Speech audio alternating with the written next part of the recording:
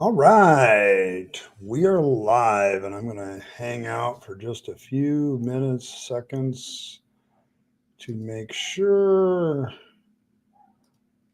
that we are all synced up. That StreamYard and YouTube are doing their thing, and it looks like they're communicating rather well. There we go. Everybody's happy. Well, welcome to the Rabyd Atheist. I'm your host, Ed Rabyd, former pastor turned atheist, now a compassionate anti-theist. Welcome to my channel.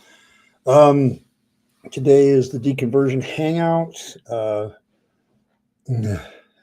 Welcome to, where we're going to talk deconversion. This is actually a stream specifically designed for deconversion support. So if you're deconverting or you're curious about deconversion, you're welcome here. If you're trying to preach to me, not so much. That's why I recently, after last stream, I upped the amount of time you have to be a subscriber before you can comment to 20 minutes. It's the most that YouTube will let me, and then I'll have to go custom. But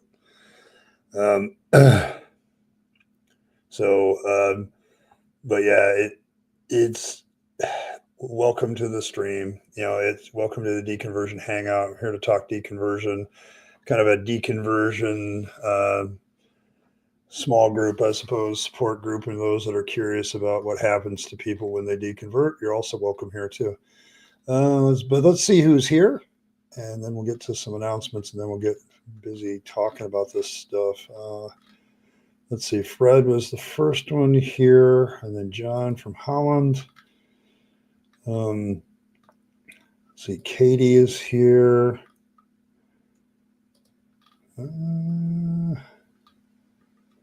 Let's see. Who else? Henry showed up. Always happy to have Anne-Marie here. It was a long, good discussion about deconversion and how it affected people and how it's. So Alex is here. That's good. And Wolf is here. All right.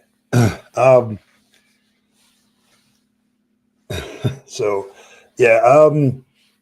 But welcome to the Deconversion Hangout on a Thursday evening. At least in the United States, it's Thursday evening. I'm sure other places it's Friday, and other places it's earlier than that. But here I am. As always, I kind of start with myself. Yesterday, I want to talk about the importance of therapy a little bit and use myself as an example when it comes to deconversion. I've said that therapy is kind of it really depends on how deep you're into this stuff and how indoctrinated you were, what level of therapy you need, and how much you need. I'm still in therapy because I was a longtime Christian, and I still struggle with a lot of things, and I still have to have somebody to talk to myself.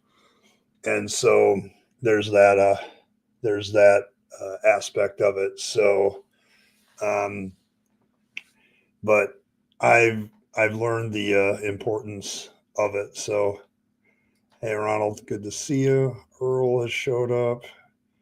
Slightly fashionably late as offered. You got a job offer today? That's good. That's good.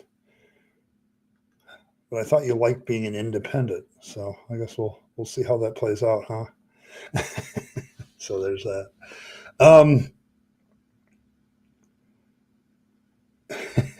Just a wee bit. Okay. All right. But yeah, so I was talking with my therapist yesterday, and I was just going through all the issues that I talk about with her on a regular basis. Part time, okay, that's fair.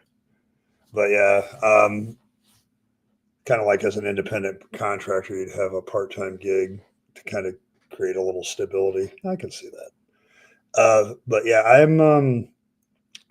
I have always been a big advocate for therapy, especially if you come out of like some fundamentalist background, whatever it might be. But it's like,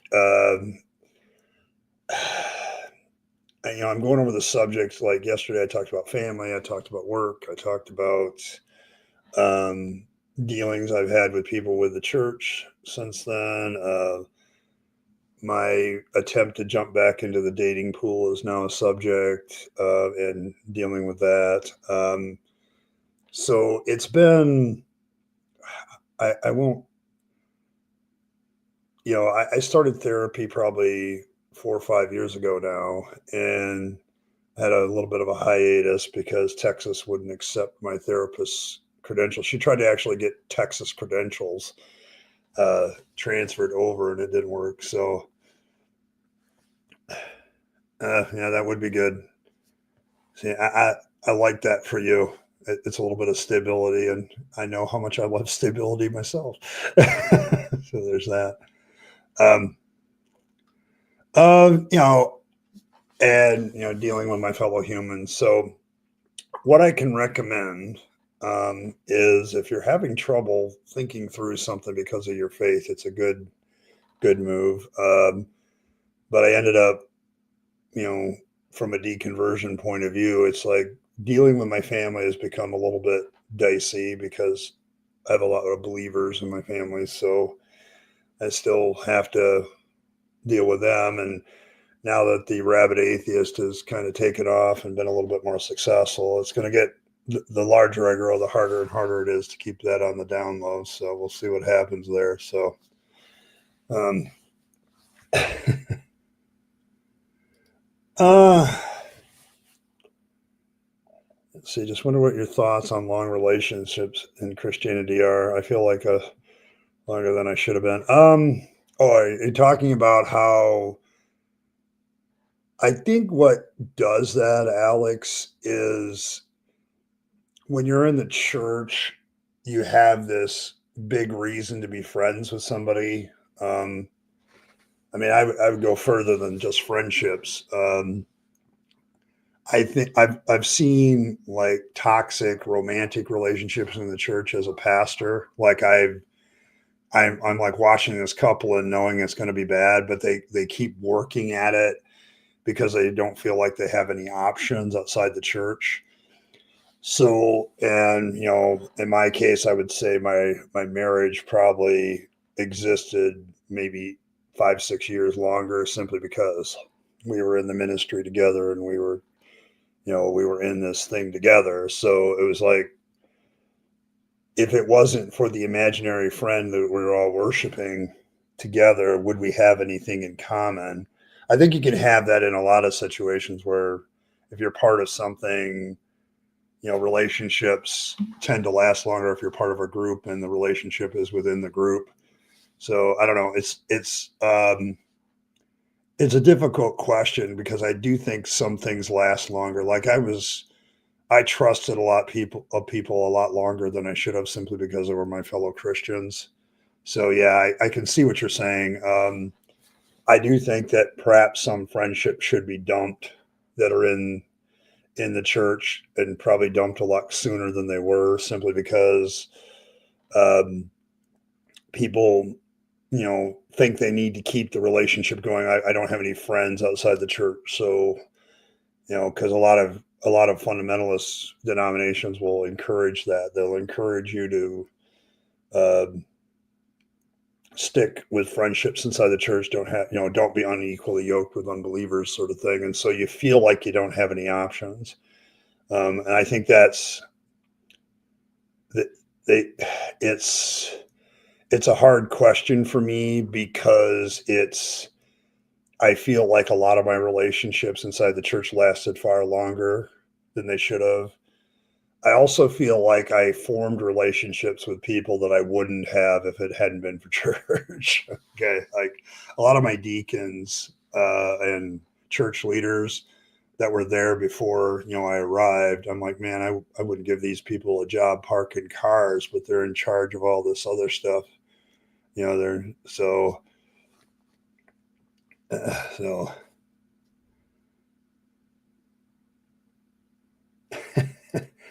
it's all part of the same indoctrination. It's the cults.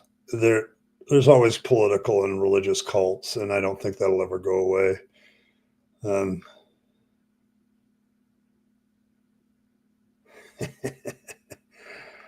I live in Western Michigan, so it's kind of the same.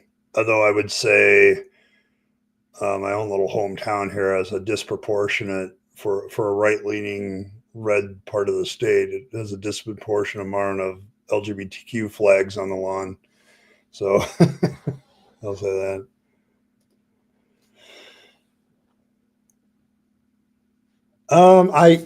I agree with you. There was some discussion of like the atheist church who was at James DeWitt was mentioned earlier in you guys' chat discussion. He's still doing atheist church, by the way. There was in Houston, there was a fellowship um, where you could go, and it's very much like hanging out with people of similar beliefs and stuff. Basically, free thinkers kind of thing. There's a lot of free thinker associations around the country, at least mine, where I think people who are deconverting could go if they knew about them. They're just so few and far between. It's like if I wanted to go to such a place, I'd probably have to go to Grand Rapids or Traverse City, which are both like at least 50 miles away. Well, I don't want to do that on a Sunday morning. Screw that. Okay, I'd rather sleep. So I'm an ex pastor, so I had this like emotional need to do shit, to do nothing on Sunday. It's a real issue for me because I have trouble. The biggest day I have trouble going to work is Sunday night because I just like I don't even want to work those 2 hours that I work on Sunday and do the half-hour drive to get to work. So yeah, so there's that aspect of it. So I get the idea of fellowship. I mean, if you're looking for information on fellowship as a non-believer, it's a tough one. It's one of the things that I think drive people here. Okay, like Deconversion Hangout, yeah, we get invaded by the theists, but we also, we have some good discussions that support each other. Like even the simple discussion tonight of Earl and her job. It's like that's something I used to do at church. Like you'd go to church and you would talk about your life, with somebody that gave a shit, and that's kind of the thing about it. So I don't know. I get what you're saying. Atheists have always had this problem with figuring out the fellowship aspect that we lose from church. It's why church still is more popular. I'm going to tell you, I think a lot of people go to church. They don't believe shit of what's in their church. They just go like because they like hanging out with the people. So I firmly believe that that's a good chunk of people that they're just going because it's their friends. So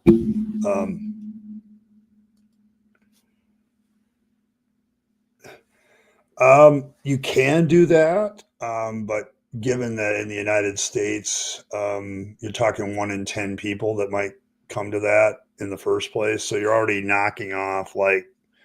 So I'm looking at it somebody with a ministry degree that pastored a church at this point, and one of the advantages that religious organizations have is the fact that belief in God is a lot bigger than non-belief.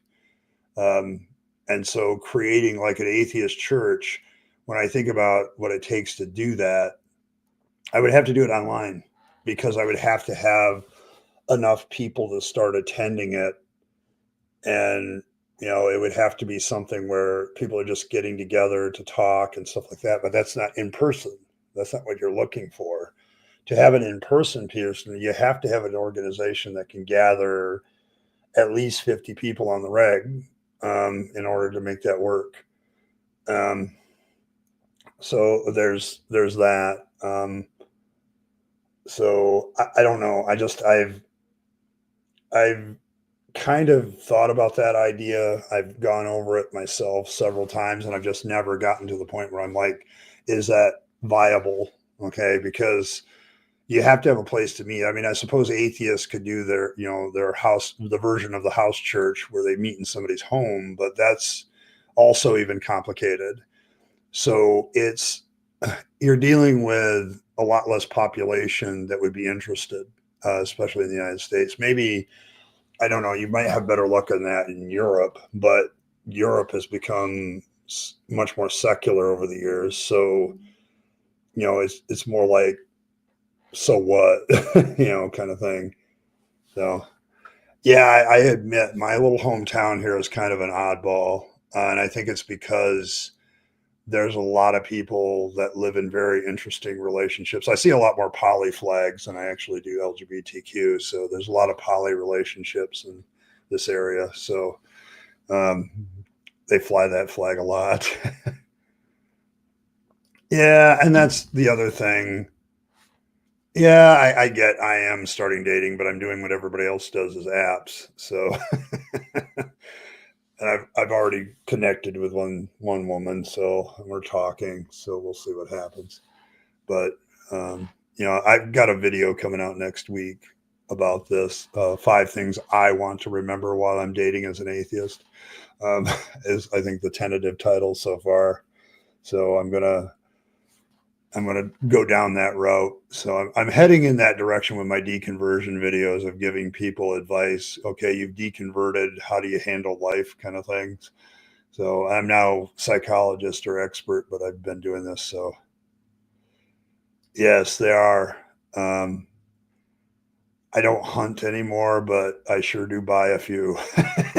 So yeah, I think that's the other thing. I think a lot of when you deconvert, you're like, what do I need this for? Because I'm starting to look good. But because it's like there's plenty of things you have to like think differently about it. Like in town here, there's a local theater guild. The problem is when I went to look at it, I'm like, oh my God, there's like so many religious people here that have kind of taken this thing over. And it's like I don't want to be a part of that. I mean, they're trying to put out plays, and like every other play is a religious play. So it's like, they're using this supposedly neutral, vehicle that's just a group of people doing it in town. But you can find groups, but you just have to drop the whole religious label, find something you're interested in, and then go to a group that does that. The problem is I live in a very sparsely populated area of Michigan. So, the towns are pretty far away from each other. So even the small little dinky ones are still 10 miles down the road. So yeah, and so, yeah, it's like that. So yes, they are, there are many. This is morale country. Okay. And, my dad and I used to go hunting all the time, but after he died, I don't do the outdoorsy stuff as much as I used to. I like to hike, but that's about it anymore. Yeah, you end up with people you don't like because they believe. You can't control who believes. Okay, and that's a real problem. So, um, when I was the pre-counseling for marriage for me, boy, this is a tale. I'm sure I'm going to absolutely infuriate some of the ladies in this room, but um, the pastor that did my premarital counseling with me and my ex-wife was very like a fundamentalist Christian type of thing. And so it was all about teaching me how to be the leader of my home, how to, initiate things, how to be the man and the boss and all this other stuff. And then following the biblical example of being the head of my wife. And then all the teaching for my ex-wife was how to be submissive and how to, you know, uh, cook and clean. Actually, the pastor's wife took her aside and made sure, all that stuff was in place. So when we went into our marriage, there was a very traditional Christian fundamentalist teaching about what we were getting into with marriage. The no sex before we got married was there, but by the time we had the counseling, it was actually a little too late. So we'd already done that. And, we're feeling super guilty about it. That's why we were getting married in the first place. So, and, it's when I was in, the faith and in the Assemblies of God, that was kind of the way it was. There was still, in the late 80s, early 90s, there was still debate about whether girls should be allowed to wear jeans. So that's kind of the environment I was in. So, yeah, I knew, no, I knew Earl would go there because it, when I got married, I was a very fundamentalist kind of thing, and it was all about me being in authority and my wife submitting to me, and I never really, I don't know, I never got into that, to be honest. I think that's one of the things that caused me to deconvert. I'm like, on what grounds do I say, other than God says so, am I a better leader than the woman here that I'm with? But I don't know. Yes. Yeah, it's kind of tough. Um, like if you get involved in a social group that doesn't have anything to do with religion, there's still religious people in it. Like there's a few choir groups around here, but I don't want to get into any of them because they're all led by Christians and they sing in a lot of churches. And it's like, I don't want to do that. You I love singing in the choir, but yeah. Yeah. If you're that kind of person, that's good.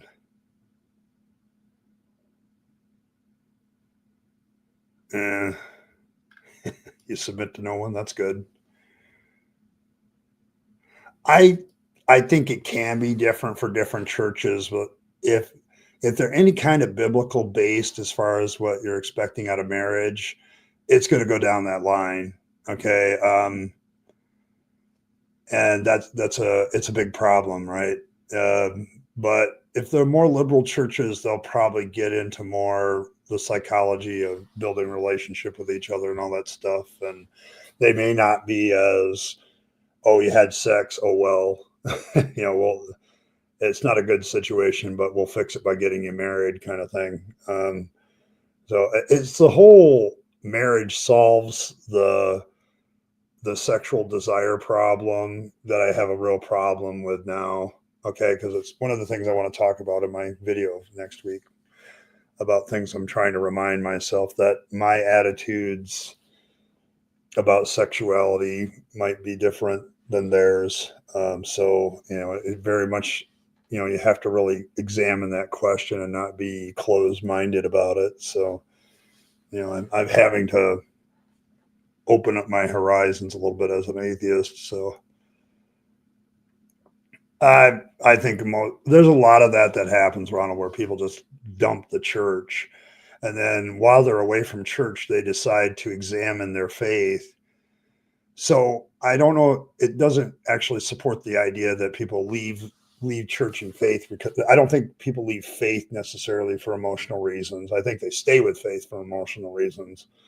But people do get fed up with the hypocrisy at church, and so they leave. And then while they're in between churches, they'll study their faith. And I have heard a few deconversion stories along those lines where they left the church, and yeah, it was big emotions, but then they sat down and started examining the truth claims of their faith, and they bailed. So there's that. Hey, Craig Elder God, good to see you. I don't know. I mean, don't get me wrong. If an elder God shows up and tells me to do something, I'm probably going to do it, because otherwise, anything it's gonna. I don't know. Oh, yeah, that's the other obedience thing that I now have a problem with. I'm kind of with George Carlin on this one, that if you want to be respected as a parent, start thinking earn that with your kids, instead of that they should just obey you and do what you say because you're the parent. Yeah, it's a bullshit excuse to be a poor parent. I look back at it. I'm glad I never really got into you got to obey me. I don't think I ever used that line with my kids, that you have to obey me because I'm the parent and you need to obey. My mom used it with me a lot. So, but no, I really stayed away from that because I'm like, if I earn the respect of my children of being a good guide, and I always consider myself more a mentor to my kids than a leader, and I think that that's what saved a lot of my relationships with my kids these days is I didn't get into that, and I'm thankful that my brain took over instead of my faith at that point. So, um, I it's interesting, Alex, but not completely unexpected. The Bible is a very confusing book, and religion is a very confusing topic. It's good. Of course, it's called heroic leadership. Oh gosh, I think I remember something like that back in the day. Nation creating the Jesuit order, and, and yeah, I can see why you would want to run away from that. So, but yeah.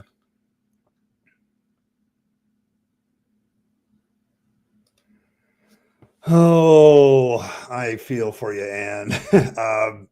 Part of God's plan, huh? Well, God's got a shitty plan. Doesn't sound like the plan of an omniscient, omnipotent being to me. If God punishes you to bring you back to salvation, he's kind of an abusive dick. And all my lines and arguments at this point come out. But I traumatic things for me while I was in the ministry, holding people's hands when they were dying, and then trying to give them some sort of hope or whatever. And there were some cases where the person couldn't speak anymore, and I could tell they're like, "This isn't right. This isn't what I expected." And I look at how much people suffer at the end, and how much people in that suffering die. And it's like, if this is part of God's plan, God's a dick. Okay, just the suffering alone at the end, and facing a disease and all the mental shit that goes along. If that's part of God's plan, then God's got a shitty plan. So, um, so, um,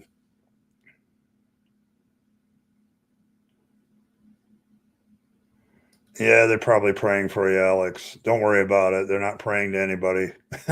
Okay, there's just nothing there. So, but yeah. Oh, by the way, Anne,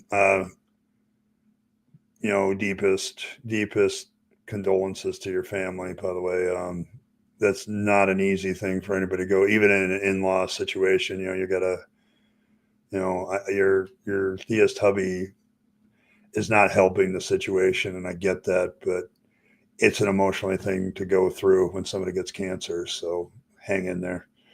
Uh, I left church because I could do more for God away from the church, but then the more I started questioning and reading other sources. Exactly. I think once you get free of the indoctrination environment and are free to think for yourself and start to examine things for yourself, and you're not like, a big thing for me was being the pastor of an independent congregational church, which allowed me to have any theology I wanted as long as it was basically Christian and keep my job. um, I had the freedom to kind of really delve deep into all the questions that had bothered me for decades. And when I started getting the answers, it wasn't really favorable for my faith. So there's that. Um, but there's that. Yes, I agree. He has no plan, and he's following it to the end because it doesn't exist. You at least chew your food quickly. Okay, there we go. Uh, eh. It's found in studying Aristotle and Plato that kept me from putting one in. Okay, there you go. Yeah, I feel for you, Anne. I really do. Because you're in a bad situation. Because I mean, if you have any care or feelings for your sister-in-law, and sometimes friendships develop that way. I've seen it. Um, you're like, this is really bullshit advice. Okay, this is crap. Um, it's not helpful. Okay, my years as a pastor, I must have held the hands of at least 20 dying people, and been in the room with other people where I couldn't be in the hospital room because they were in very intensive care trying to keep them alive. And yeah, it never, after a while as a pastor, the advice and the attempts at comfort go stale. It was one of the most troubling things in my ministry from an emotional standpoint was like, what do you say? You're going to be with Jesus now. And it's like, I don't even know if that's true, you know?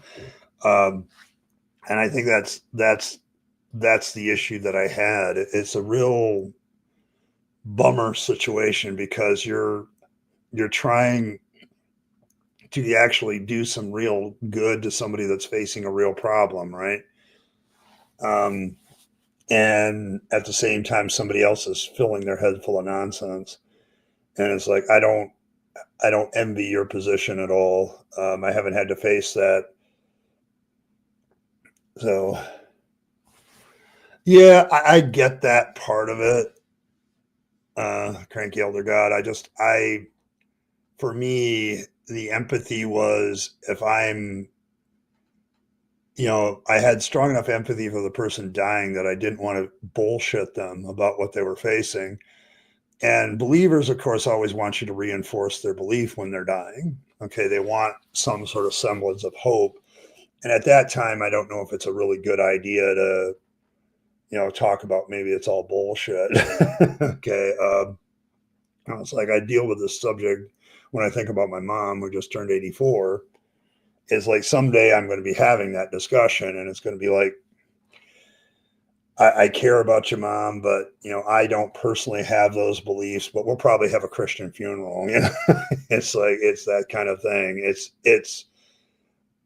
It's a hard issue to deal with, especially when you're outside of it. Like you're not the person facing cancer, you're not the person dying. It's more about the message that happens outside of that. I've had a lot of experience with that one, and it just I've joked, I know Christianity is diminishing because I've done a lot more funerals than weddings, so it's that kind of thing. But yeah, it's just it's a hard situation. And nowadays, like, how do I be truthful in that? Like, if my mom does end up in a position where like we know she's going to go very quickly, it's like, am I going to reinforce her bullshit, or am I just going to not speak on it? Or, I'm not going to go the route of you're wrong, mom, good luck. I'm not going to be that callous about it. So to me, it's one of those things that bothers me. So, and I get bothered, like with Anne Marie's story here, I'm bothered by the fact that the advice given is based on a fantasy. It's not based on reality. My advice to that person would be, well, make sure you get the best doctors, make sure you get the best people giving you. If you don't, and don't just go on your feelings of whether they're going to go look at their record as to how successful they are. If you're facing that situation, make sure all your house is in order, like make sure all your plans are made, because that just makes it easier on your loved ones, and they, all that stuff is done. It also gives you something to do. So there's that. Um,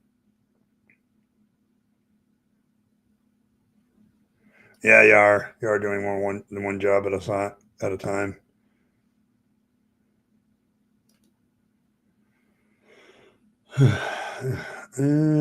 Plus logical and mission authors. Yes, exactly. Hey, good to see you, man. Welcome to.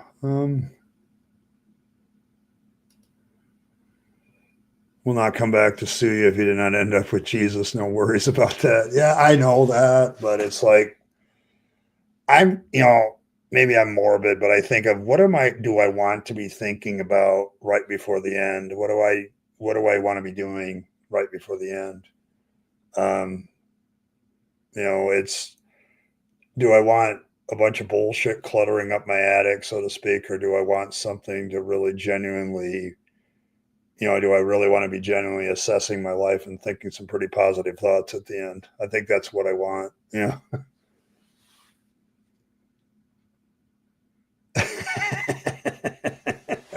She fell asleep while you were cooking. Yeah, that happens. I fall asleep when I'm not cooking. So, yes, this is the other issue. It's amazing to me how a person's death suddenly you become interested in them again. Jesus, it's been 2 years since I've talked to them. I wonder what they've been doing all this time. But yeah, it's like since my grandmother's death, I haven't had a lot of contact with my cousins, but I'm sure if I get the notification that one of them's dying, it'll suddenly become interesting. Oh, how are you doing? It's like, I really, one of the things that really gets challenged with me is family because it's like, you know, I guess I have some view of family that view of that people that are family are there's those people that are there when the chips are down, and because they have contact with you, they know the chips are down. So yeah,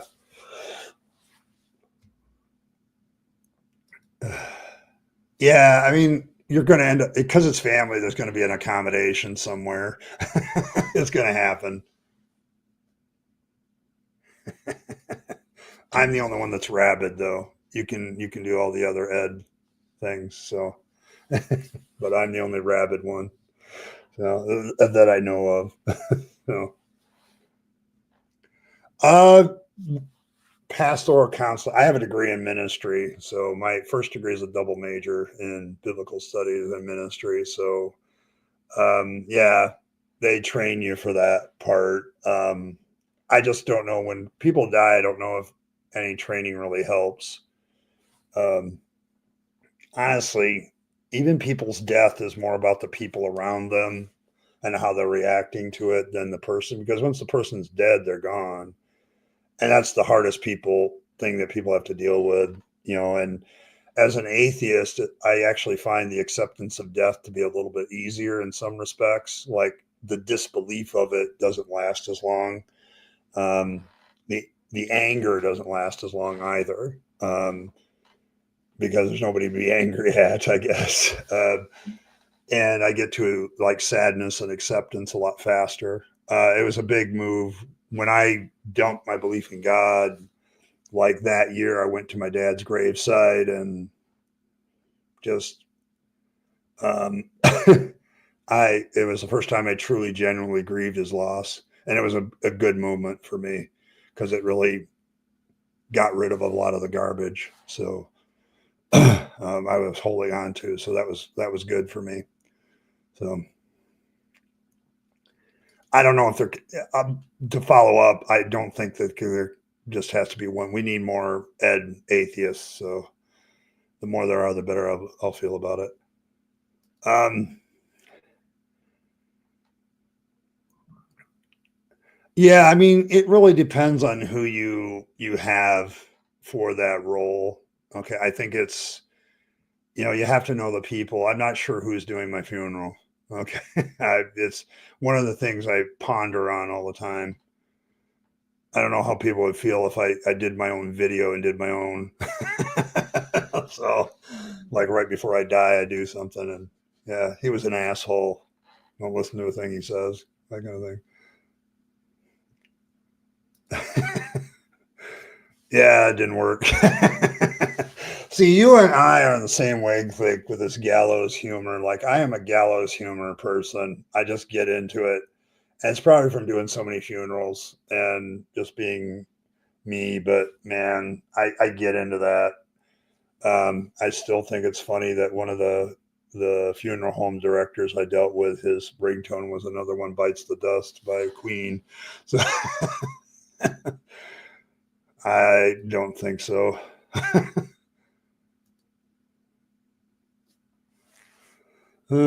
Tom, tell me I can't reject being a Jew. Well, that depends, isn't it? I mean, Jewish ancestry and Jewish faith, aren't they separated? I guess so. So there's that.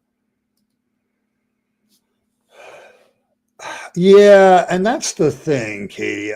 I think the real issue in death is the people that are left behind and still living and dealing with it.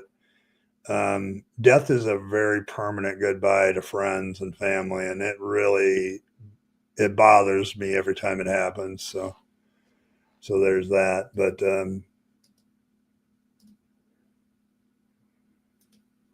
there's that aspect of it, and it's a deconversion issue for me because I deal with it a lot better since I left the faith. So, but yeah.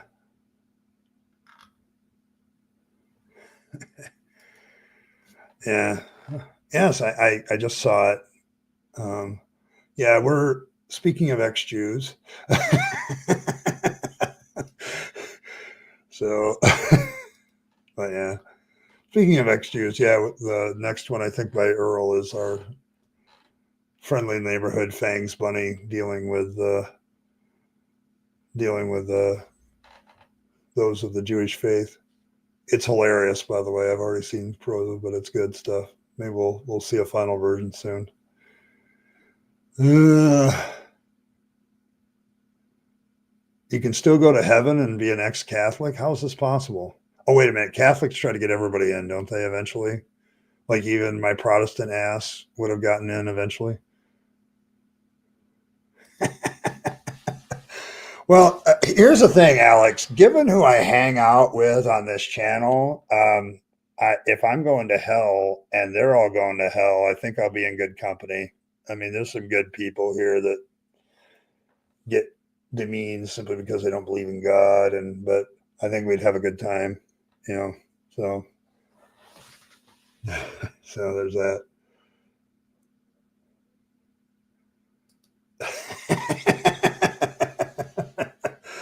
um.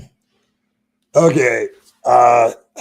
It's really interesting at funerals. It's not quite as bad as weddings, but man, some of these people, what they do at funerals. Uh, I think my funniest story that I ever heard was like there was literally this guy who went to the funeral of this woman's husband and literally hit on her at the funeral. Like he went after her, like, well, now that this guy's gone, what do you think? And so definitely somebody, but I don't know. Funeral home directors deal with a lot of weird people. I've heard a lot of weird stories that I hope are not true, but I have to kind of think that they might be. So yeah, we'll suffer together. I'm good with that. Yeah, you can be ethically Jewish. So see, I just don't want to be there when it happens. Welcome, Michael. Yeah, I think you're probably in luck there. I don't think you're going to be around for it. It's like coming to terms with the fact that you're not going to be around at your own funeral and hear what people have to say, because the truth tends to come out at funerals too. So yeah, you can't leave. Yeah, well, that's true. Cranky Elder God makes a valid point. You have to be excommunicated to be a true ex-Catholic. Thank you, Jova. How you doing? But thank you very much. I didn't even mention the goal at the beginning, but yeah, we do have a goal. We're getting closer to the hat reveal. I'll even count the stream stuff on Saturday for the hat reveal, just so everybody knows what I'm doing.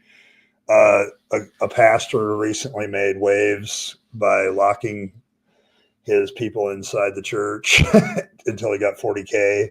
And I want to talk about that. I'm going to use that video as a springboard to talking about seed faith and all that crap, and how, as much as other Christians want to morally judge it, they're not exactly on better terms. So I think it'll be an interesting discussion of TV preachers and how they make their money and all that stuff. So, but yeah, that'll be Saturday's vid. So yeah, they baptize babies so they all get in. Because if you have an unbaptized baby, I think they go to limbo, as I recall. So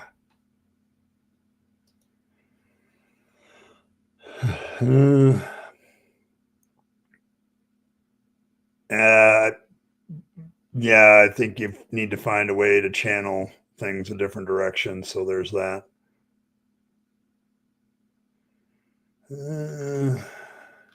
I gotta.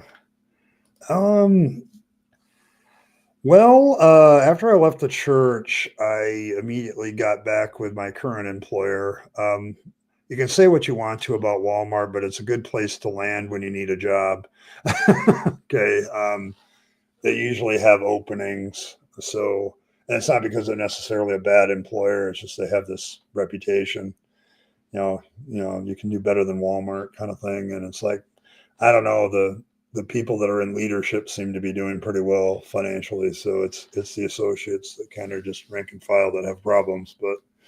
So, but once you get into it a few years, it's not too bad. But I did that.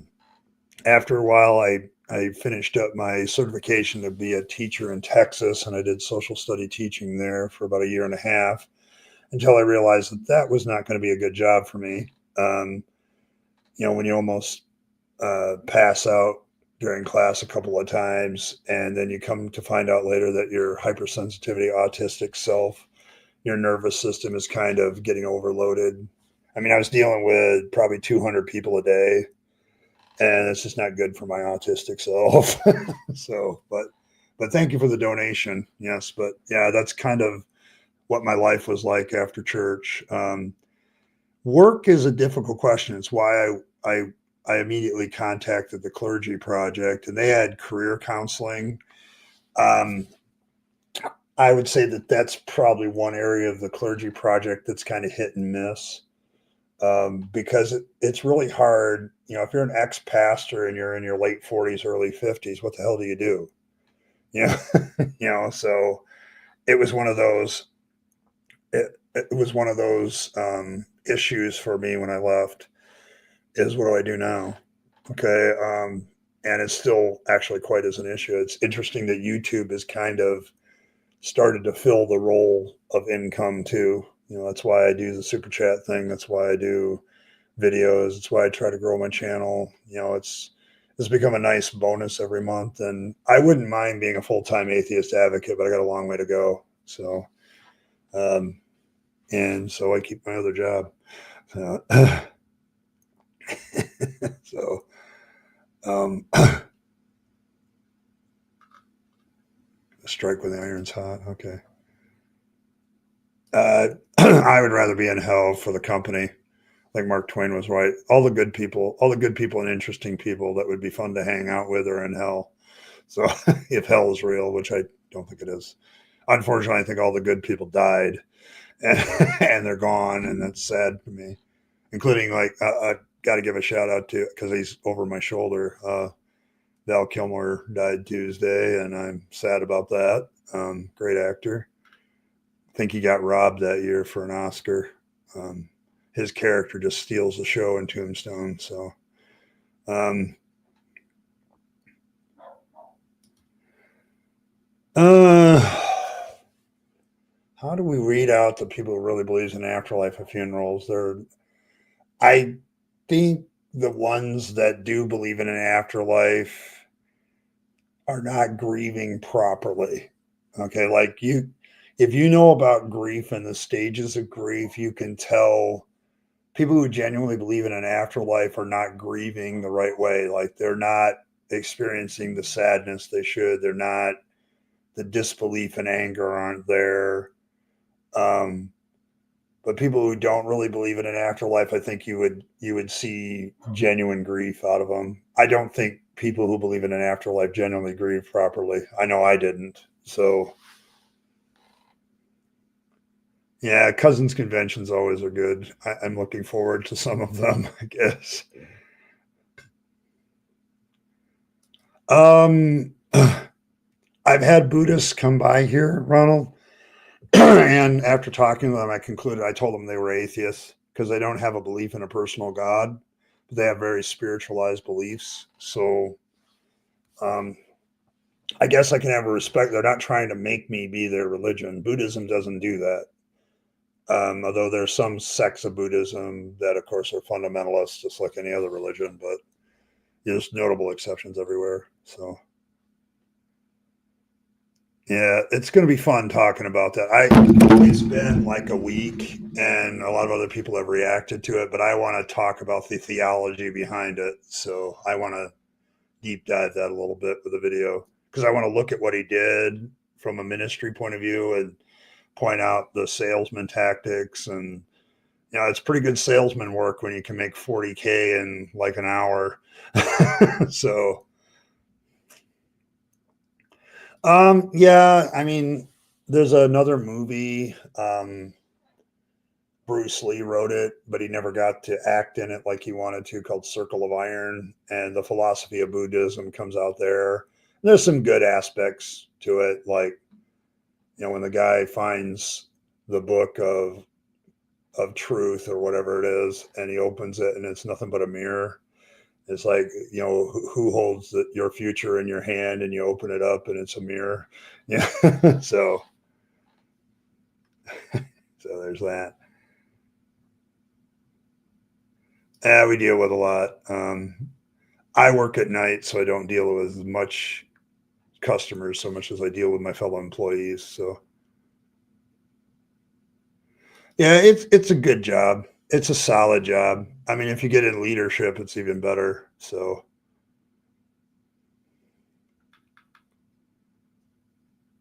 yeah. So thank you. I appreciate that, Earl. As a retail worker, because some of them are really, some people are really crappy to us. Well, thanks again. I'm in contact with a girl right now, a woman right now. She's in her 40s, I believe. Um, so, but she's an agnostic, but she believes in ghosts and stuff, and she's a little bit of a Wiccan. But yeah, it's what I have to. It's one of the advices I have to give myself. I want to do this video next week of advices I'm going to give myself while dating as an atheist. And one of the things I have to be realistic about is this: atheism is rare. It's rare, especially. I think I've had this discussion with some of the women in the chat. Is like, why is atheism rare among women? And I think one person mentioned it's like some women can't emotionally process the idea of not seeing their children again or something to that effect. There's been some psychological work done on that too. But yeah, there's a whole study about that. Yeah, so it was. It's very much. It's going well. I mean, I decided to go with Hinge. The only problem I have with it, I don't. It's really you can't do it on my computer very well. It's basically an app for a phone. So, and then I have another one that I use, but nothing there. So, um, but yeah, it's going okay. I mean, I'm delving into it, but I'm having to process some not necessarily rules, but principles and things I need to remember dating as an atheist. Like atheism is rare, and finding an atheist woman is rare. So I'm being tolerant of people's religious beliefs unless they're trying to like indoctrinate me. So what drew this particular woman to it is I have in my thing, like, what's the biggest turnoff? Trying to use dating to evangelize me is my biggest turnoff. So, and she laughed at that. She says, "Yeah, no, yeah, I could see that." So, and we've been having a short conversation. So, that's kind of the way it's been. So, yeah, if you don't look at it too closely, yeah, like the surface beliefs are really good, but it's full of people, and so people do shitty things with their religion. Yeah, he was supposed to be in Kung Fu too.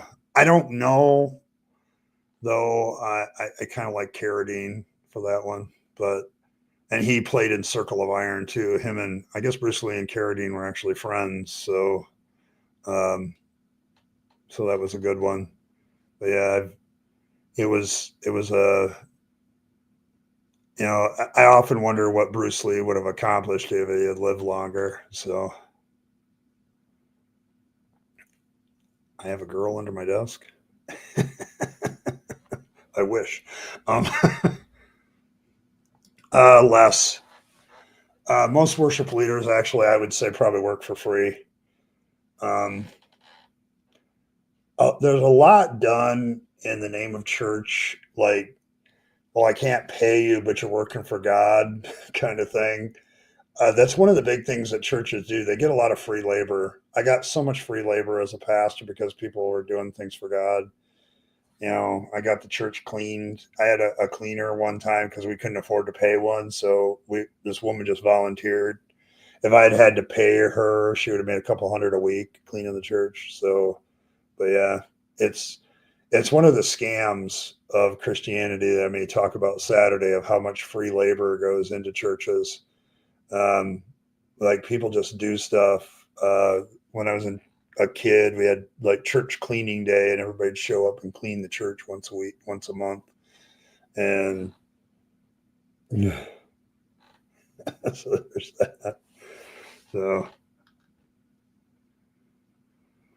I don't. I guess with Buddhism, my biggest thing with them is the guys that stop by here and talk to me about it that were Buddhists. One of them actually runs a channel.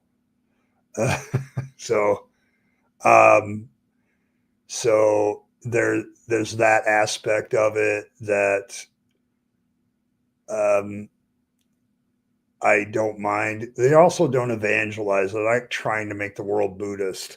They present their beliefs and then you go follow it. But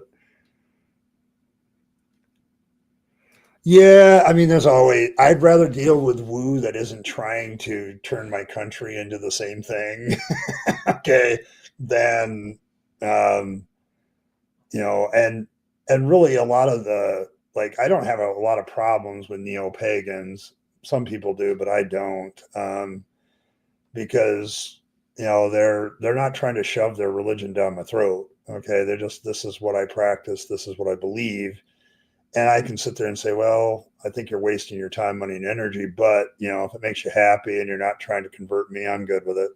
So, you know,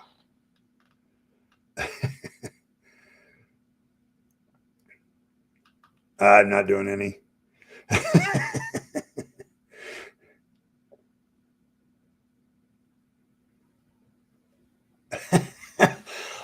Since I mean, this happened even before I left my church. Since I turned 45, I'm amazed at how many women around my area want to get laid. I just, I've never seen it. I suppose it's true. Yeah, it was, the show was his idea, as I recall, and he wanted to star in it, but he never got a chance to. Carradine kind of took some of his role of that, so it was good. Good. Yeah, we're known for cheap labor.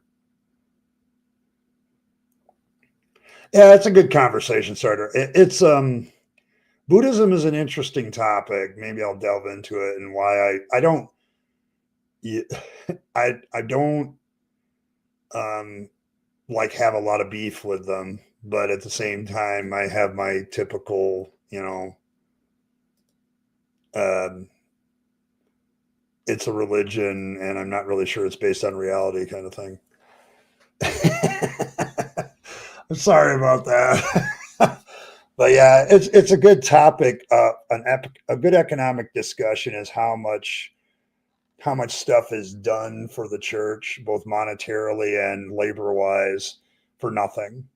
Like, people just do it and don't even think about it. Like, you have people that come in and they do door greeter and they do usher and they do all this other stuff and stuff you need done, and they don't do anything, but it makes them feel important, and so they do it. People clean the church for free, like you did. It's one of those things where, if I had to pay people to do all that, okay. And when a church gets prosperous, they tend to do that. They tend to start paying people, because they want consistency. Um, what pastors will complain about is lack of consistency in cleaning the church and keeping things done. And so, so there's that. Argument could be made. Argument could be made. I haven't done Taoism in a while, but yeah.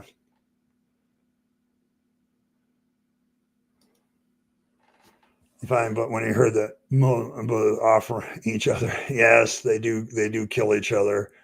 So it is, and Buddhists don't have a problem with killing. Um, that's one of the myths about them. They don't have a problem with self-defense necessarily. They're not, they're not that way. And they do get politically involved. It's just, it's not that. So, uh, so there's that. I don't know, atheists gone wild. That might attract some people, but people already think we've gone wild. So, yeah, that was kind of weird. Yeah, I'd have to study up on it. It's it's not. It's like whenever people ask me to like make a video on Islam or Judaism, it's like it's not what I hung out with. So, all right. Oh, thank you.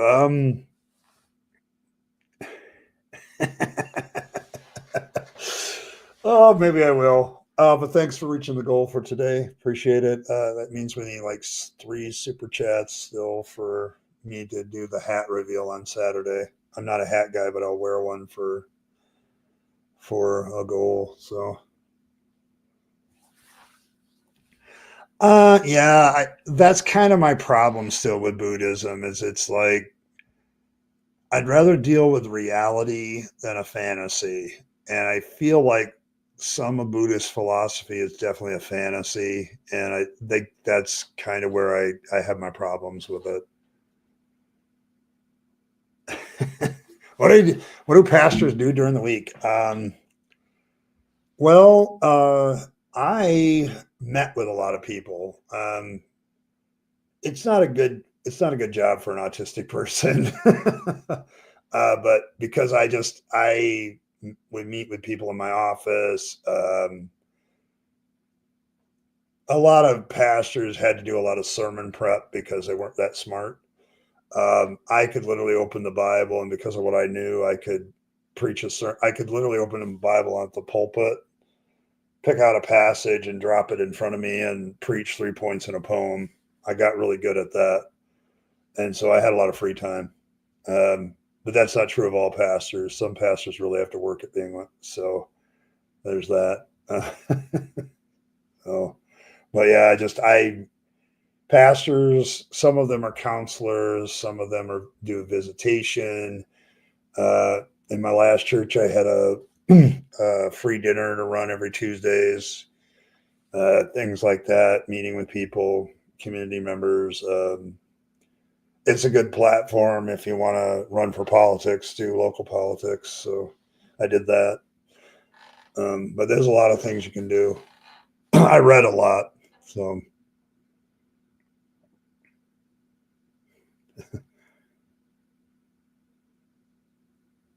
yeah, that's the child's karma. So yeah, it has the problem of diminishing empathy. So yes, so there's that.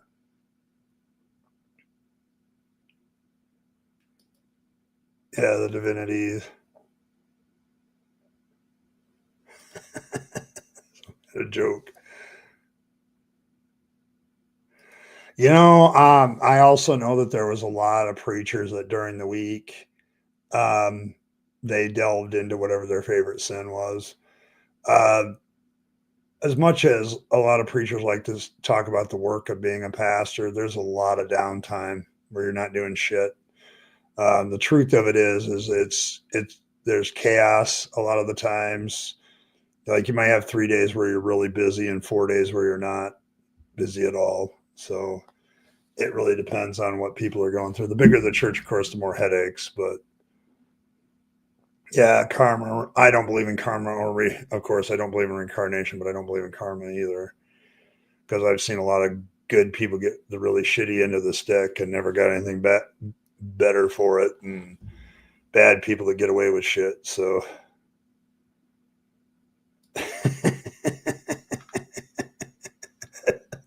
Perfect, Earl. Perfect joke for my channel. Outstanding. Head pat. There. You got your head pat for the day.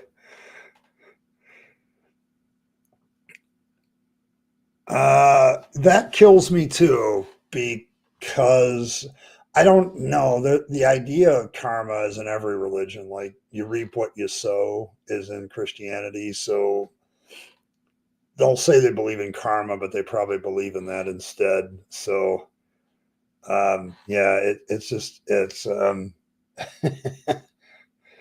it's very interesting. I used to, I think that's probably what Christians would probably say, they reap what they sow. That's probably the thing um, that's probably it. So yeah, I gave her a head pat, so she's happy.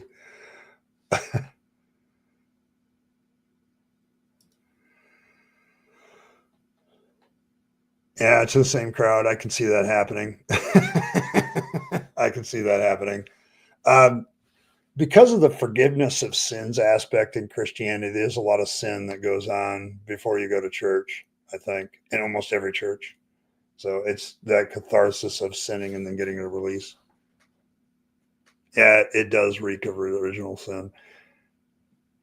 I don't praise them. I just don't have less problems with their theology, I guess, because their theology really is a little bit atheist. So, but I don't. It's a religion like any other, and it has its flaws and its problems, and I think we'd be better off without it. So yeah, I just don't sing the praises of it very much.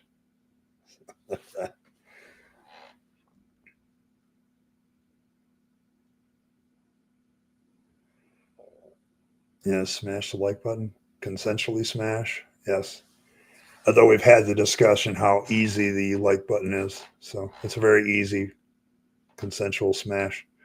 So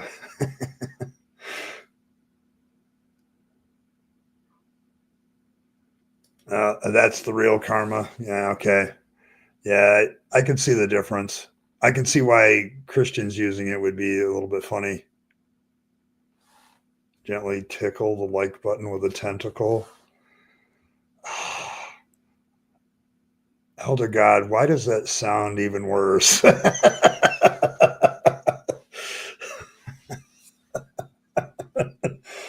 Oh my gosh, that.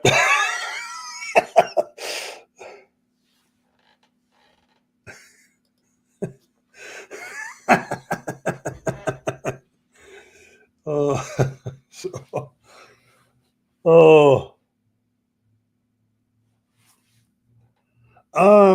no, I think the real scam, that's the other part of the scam of the ministry. It's not just the money aspect of it.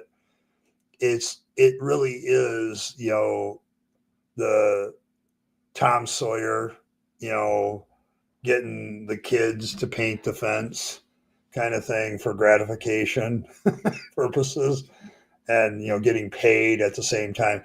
I'll give you this opportunity to serve the Lord. and, and I didn't really have to monitor my volunteers. They usually did a pretty good job. I didn't have to stand over them all the time. So, you know, um, but yeah, you have your days where you have your services and Bible studies, and you get ready for all that. But most of the time, if you're really knowledgeable about the Bible and you're in a biblically based church, I lost track of those times I just made stuff on the spot, made it up, and I didn't have to do any work to prepare for it. So the truth about the ministry is there's probably 2 or 3 days. Sunday's a busy day, or Saturday if you're a Seventh-day Adventist. Um, and then any day that you have a service is usually pretty busy, but the rest of the week is kind of shit if you're in a small church. So see you later, Fred. If I laugh, it's not your fault. Okay, fair enough.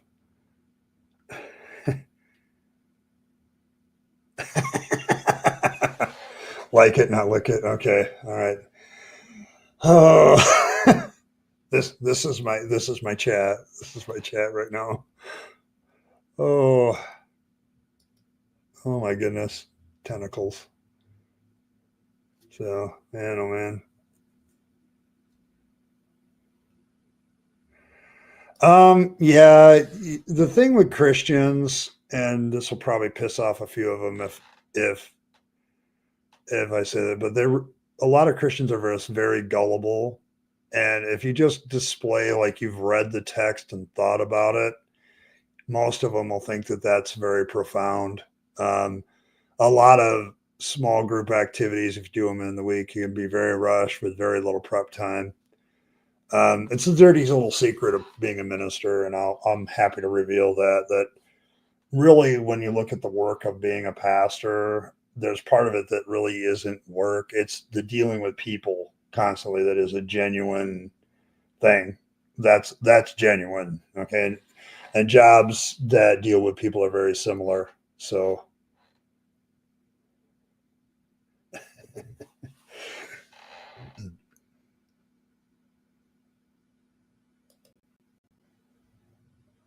yeah, don't be an asshole.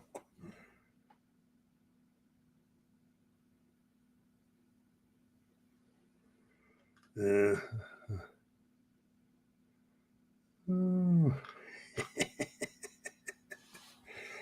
But yeah, it's just but yeah, I don't know.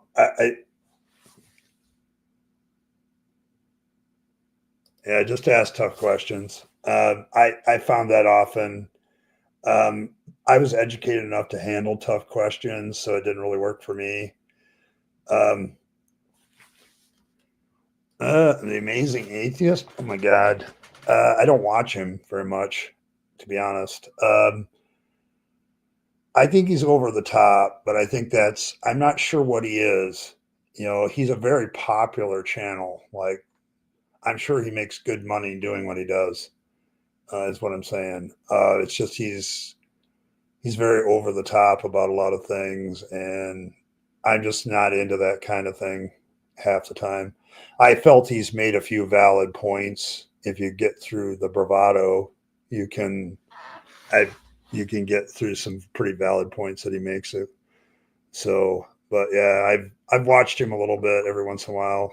Everyone, I think I subscribe to him just so every once in a while his videos will go by my feed and it'll be like, is that interesting enough to me to do it? But I don't know. He's just if you're going to hear an intellectual discussion on what's going on in the world, I'm not sure he's your guy. But if you're going to vent and have a popular view of things, yeah, I suppose he's a good guy for that. But he's been very successful at building a channel. So I mean, from a channel point of view, I have to give the guy props. Excuse me. So yes, we are all amazing atheists.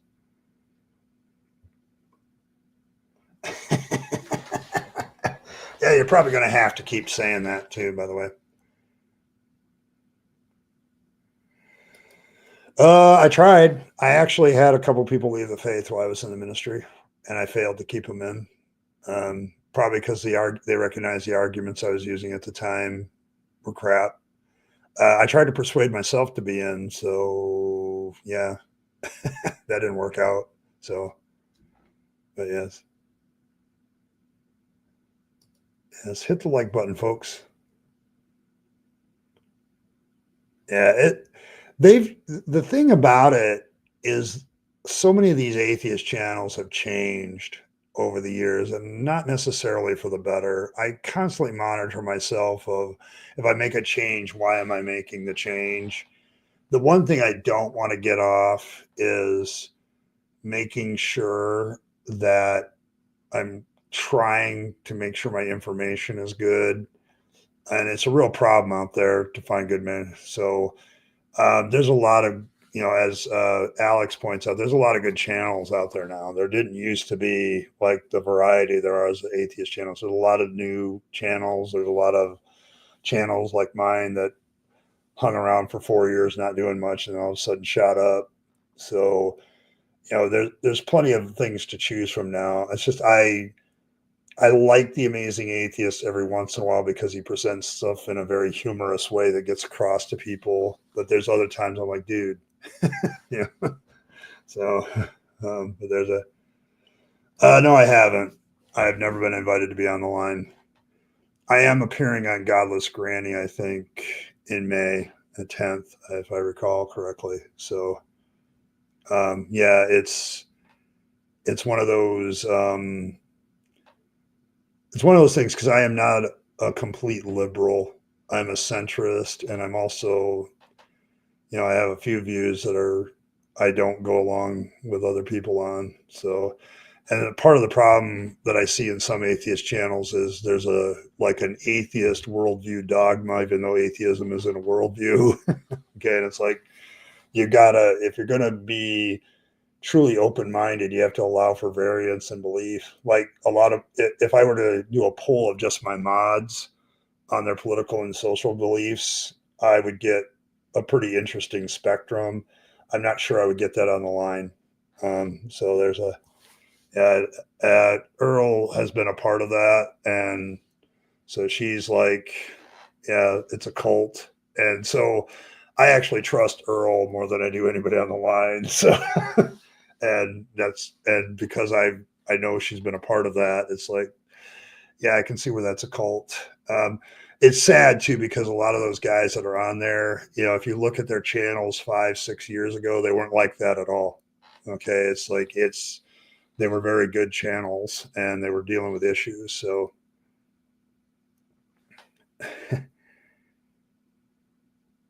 I don't know if it's unstoppable.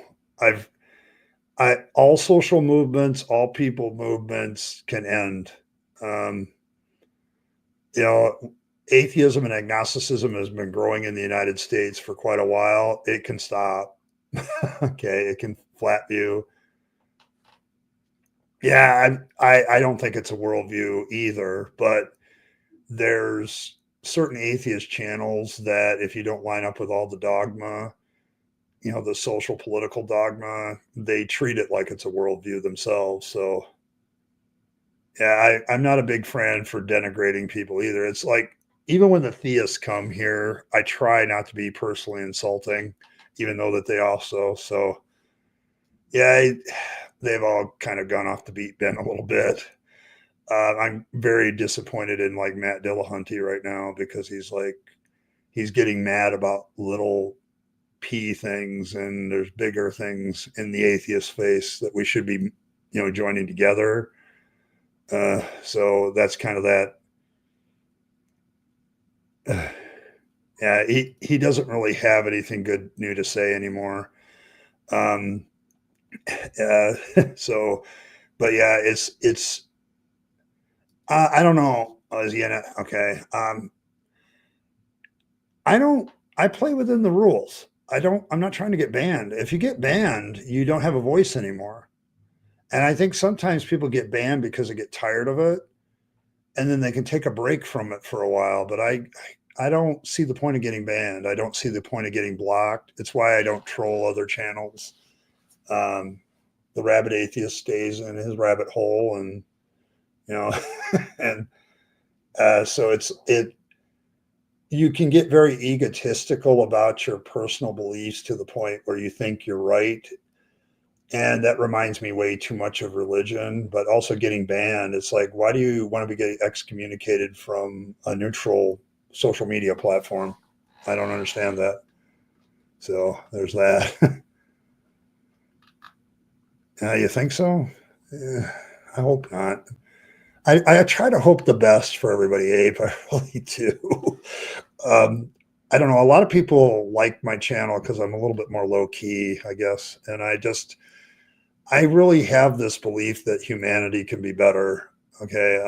And that, first of all, I don't think humanity is quite as bad as we think it is. There's always the opposite side of the statistic. Like, every year there's a bunch of people that, kill people every year. Well, billions upon billions of people didn't kill anybody, so, but yeah, I don't get into, it's probably why hosting a live show is just not for me because I don't get into the conflict. Answering chat questions from theists is about as strong as I want to make it. So, to be fair, yeah, we don't really have anything new to say, but we also, I think a way of doing things that we actually can have a discussion. And I don't think Matt's there anymore. I don't think you can have I don't think I could have a discussion as a fellow atheist with Matt anymore. And that's a problem. So, yeah, it's just a lot of aggression. And I get it. There's an emotional reaction to feeling threatened, but I don't feel threatened.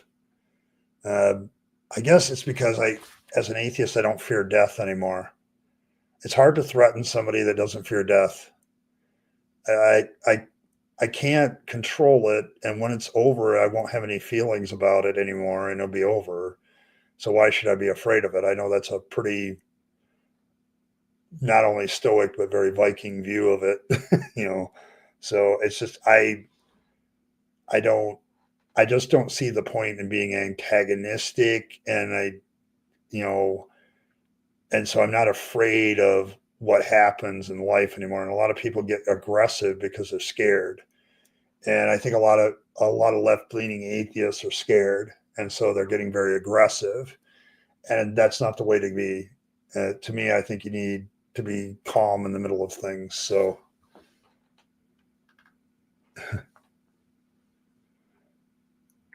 it gave him the win, but it pointed out to me something about Matt that's a very deadly flaw. I did not realize that he didn't vet his people that he debated with.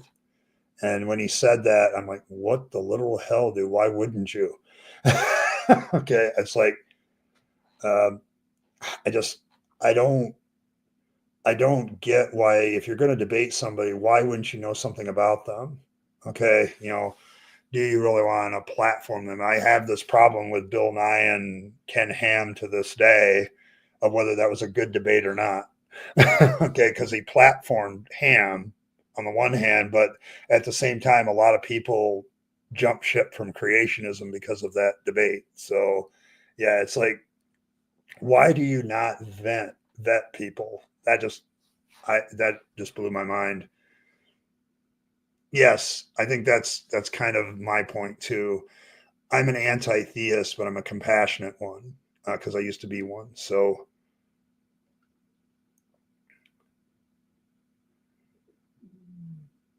yes, I try to make that possible. Ronald, you're one of my litmus tests. If you ever feel like you can't discuss things, let me know. Um, and me and my mods will have that discussion. So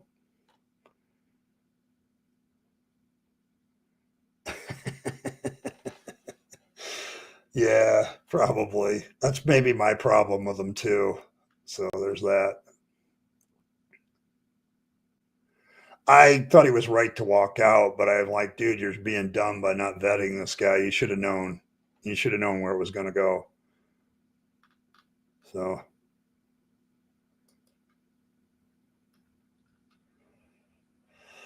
yeah, it did make us look bad. There's a lot of people that make us look bad. Yeah, is he had a triple bypass? Yeah, that can change your thing. That can change your attitude about life too. Good. If that's the feeling you have and it ever changes, let me know. Um, I'm trying to create an environment where we can talk about things and not be judged in the sense that I'm not going to be friends with you anymore. So if you ever feel that that changes, just let me know. I'm trying to maintain that. That's part of this channel's atmosphere that I want to keep. I don't want to lose the let's have a discussion and learn aspect because I'm fairly certain I'm wrong about something. Okay. And if you keep that attitude of you're fairly certain you're wrong about something, I think you do a lot better in life. So there's that. So, but it's like I have mixed feelings about debates. So I just want to make that clear. Like the Bill Nye Ham debate, I have mixed feelings about, but I also have mixed feelings about the ones Matt has walked out on because he walked out on a Muslim debate. And both times I said, yeah, definitely right to walk out. But then he reveals to us that he doesn't really vet the people he's debating. I'm like, oh, that's just stupid. Yeah, that's just dumb. So, and it's like, dude. So, Yeah, it's good. It's good. I'm wrong about my hats. Okay.